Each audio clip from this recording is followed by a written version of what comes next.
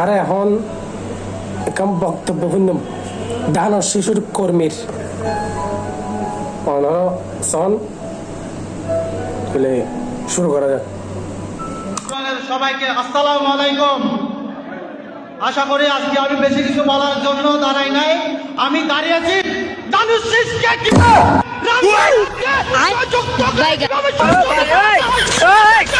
हे प्रभु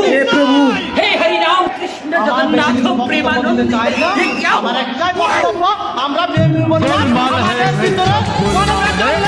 কোনো গ্রুপিং নাই, আমরা সবাই ভাই ভাই, আমাদেরকে কি তোমরা দেখতে পারবে না, আমরা দানুশ শিশির পক্ষ নিয়ে